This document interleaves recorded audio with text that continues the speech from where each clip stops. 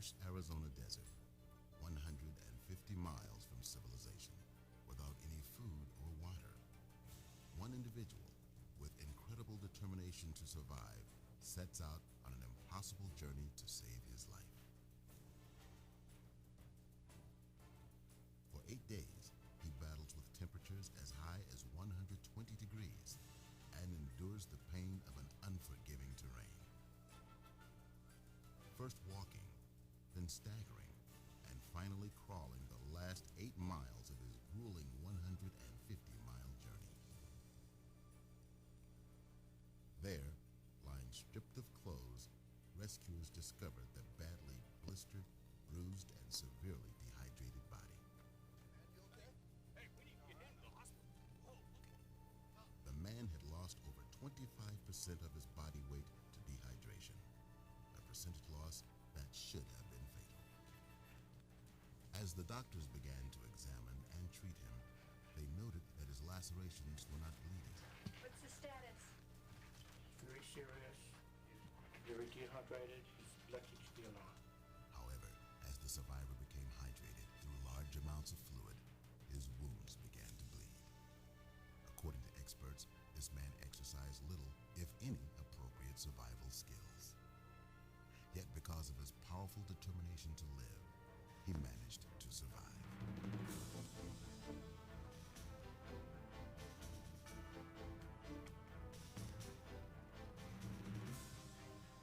An old wilderness proverb says, survival is 90% mental and 10% physical.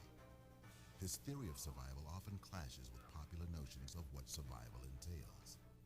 Most people emphasize the importance of purely physical aspects, such as constructing shelters, preparing signaling devices, and procuring food and water.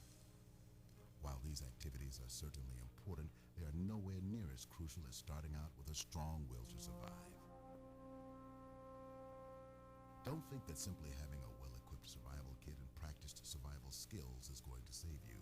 You need an extra advantage, a psychological advantage of having the will to survive.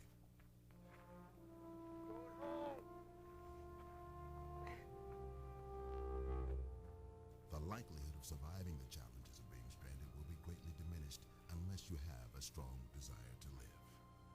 Sure, you can practice specific survival skills, but you won't know how strong your will to survive is until you're faced with an actual life or death situation.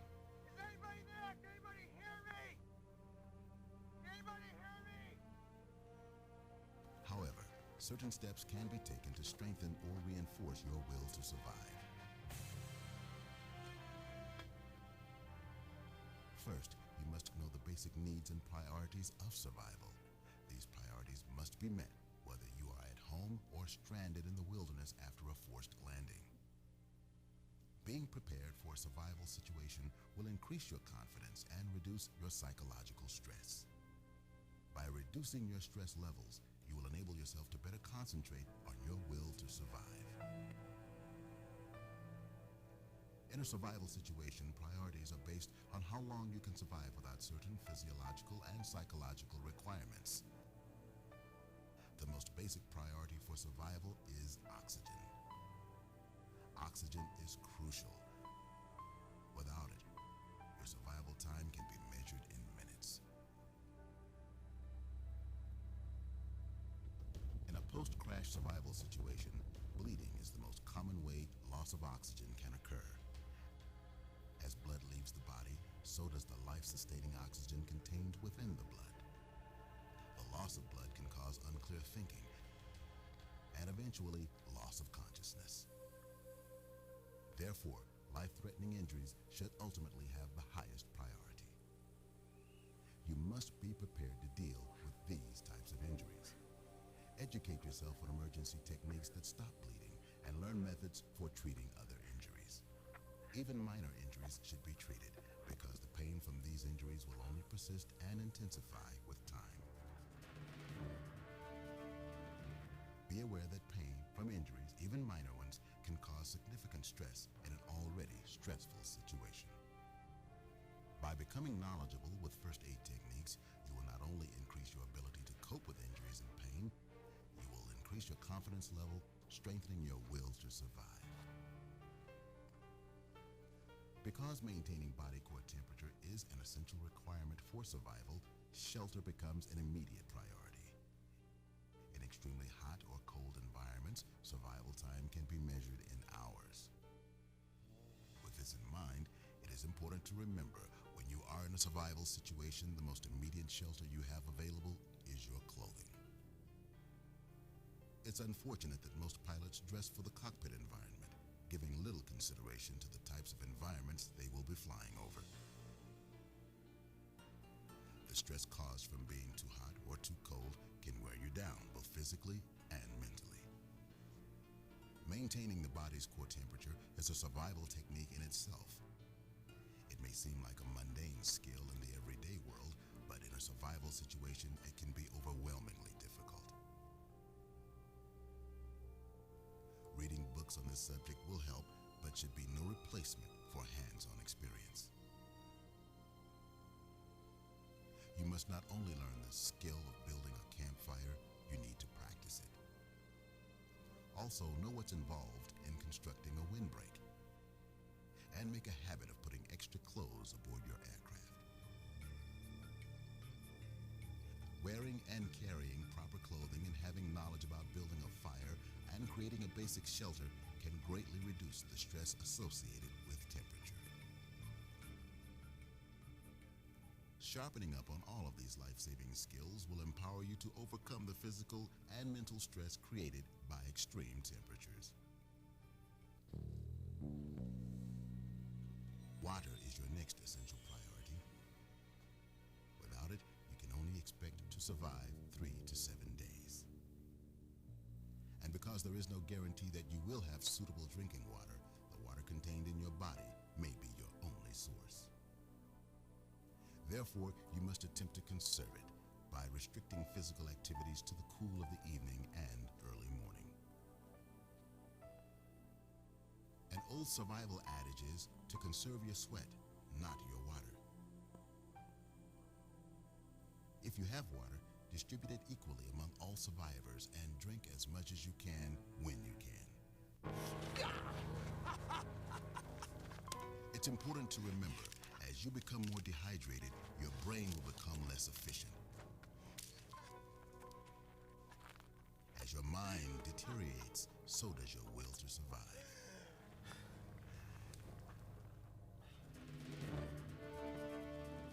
Initially, when forced into a survival situation, you will experience a sudden adrenaline rush. This adrenaline flow will cause subsequent nervous energy, ultimately placing your entire body on edge.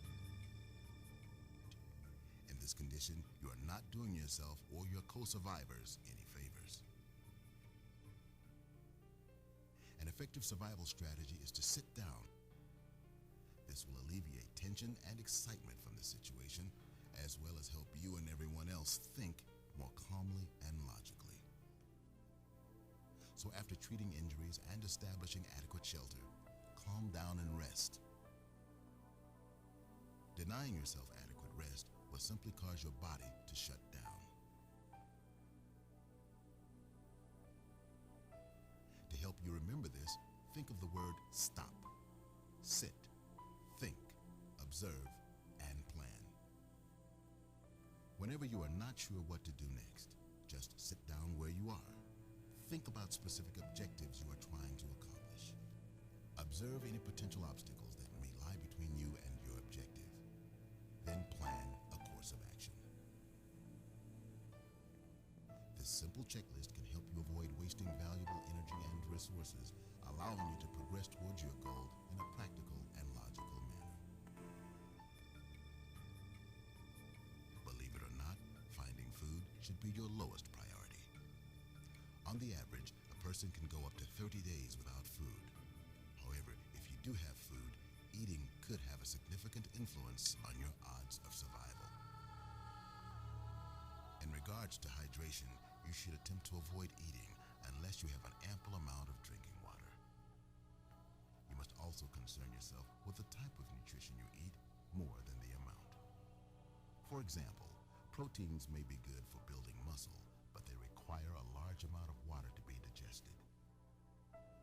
must remember, eating foods with proteins when you are dehydrated will only make you more dehydrated. Contrary to protein, carbohydrates are considered to be the best type of food you can eat in a survival situation because carbohydrates don't require much water for digestion and they give you almost instant energy. Additionally, foods with fats are good for long-term energy, but hopefully, with any luck, your survival experience will be brief. The important point to remember concerning food is do not eat any food unless you have ample drinking water. Consequently, not eating, especially during specific times you're accustomed to eating, will cause severe hunger pains. This type of pain can create severe psychological stress. The urge to eat can actually preoccupy your mind and may even affect your will to survive. To counteract the stress created from hunger pains, try to occupy your mind with tasks that will help bring about your rescue.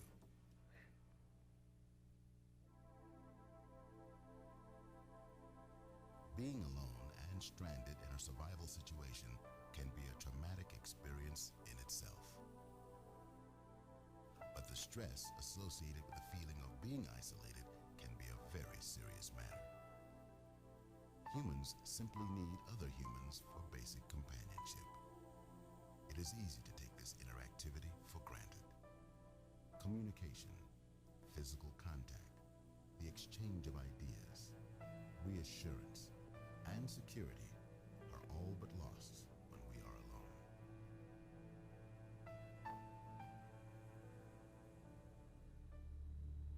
Furthermore, individual faith or religious beliefs can help you overcome the many types of psychological stress you may encounter in a survival situation. Having faith and religious beliefs can strengthen your will to survive.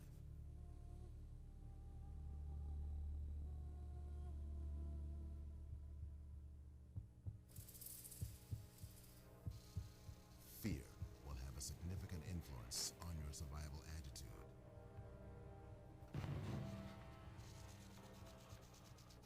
Fear can be your greatest ally and your worst enemy. Fear can create awareness, preparing you to react to an immediate situation. Or fear can cause you to panic and make irrational decisions. Decisions that might cost you your life. It should be understood that fear is a natural, physiological, and psychological response to a perceived threat. People who are frightened typically go into the fight or flight mode. They react to a threat by either standing their ground or running away.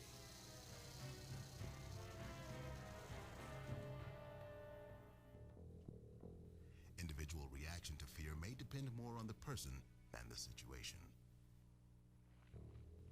Be aware that fear can manifest itself consciously or subconsciously. Conscious fear occurs when dealing with a direct, life-threatening situation, while subconscious fear, being less conspicuous, can be more difficult to define.